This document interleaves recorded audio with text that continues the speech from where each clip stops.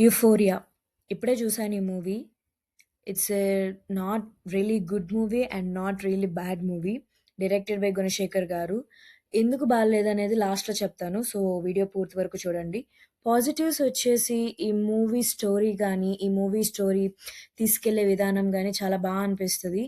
ఈ సొసైటీలో జెన్‌జీ కిడ్స్‌కి ఎదురవుతున్న ప్రాబ్లమ్స్ కానీ, లేదా వాళ్ళు క్రియేట్ చేస్తున్న ప్రాబ్లమ్స్ కానీ ఎక్స్‌ప్లెయిన్ చేస్తారు.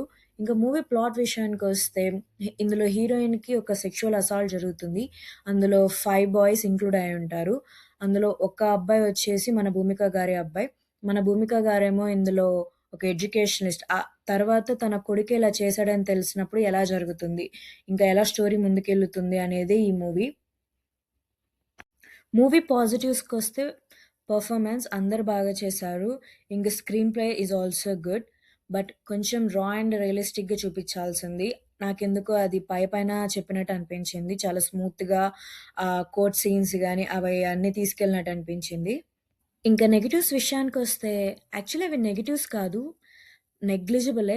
ఎందుకనిపిస్తుందంటే మూవీ స్టోరీ పరంగా, స్క్రీన్ ప్లే పరంగా, ఎంగేజింగ్ పరంగా చాలా అనిపిస్తుంది. కానీ కొన్ని చోట్ల చాలా బోర్ కొడుతుంది. రొటీన్ సీన్స్, రొటీన్ ఇన్వెస్టిగేషన్ ఉంటుందనమాట. ఇలాంటి మూవీస్ మనకి చాలానే వచ్చాయి. ఇలాంటి అసాల్ట్స్ జరగడం, తర్వాత పోలీసులు దాన్ని ఎలాగా ట్రీట్ చేయడం ఆ కేస్‌ని అనేది నాకైతే కొత్తగా అయితే అనిపించలేదు. గుణశేఖర్ గారు ఇంకొంచెం ఎఫర్ట్ తీసుకోవాలనిపించింది. ఇంకొంచెం కేర్ తీసుకుంటే ఈ మూవీ ఇంకా చాలా బాగా జనాల్లోకెళ్ళేదని నాకనిపించింది. అంటే సరైన ప్రమోషన్స్ కూడా లేవు ఈ మూవీకి. ఈ మూవీ అసలు వచ్చిందా లేదా అని రివ్యూవర్స్ చేసే వరకు నాకు కూడా తెలీదు ఈ మూవీ వచ్చిందని. అసలిక్కడ ఆస్ట్రేలియాలో గూడా ఈ మూవీ రిలీజ్ అవ్వలేదు ఫస్ట్‌లో. తర్వాత రిలీజ్ అయింది.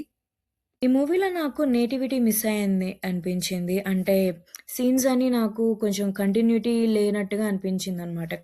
కట్ లాగా అనిపించింది చూస్తుంటే. మరి మీకెలా అనిపించిందో కామెంట్స్‌లో చెప్పండి.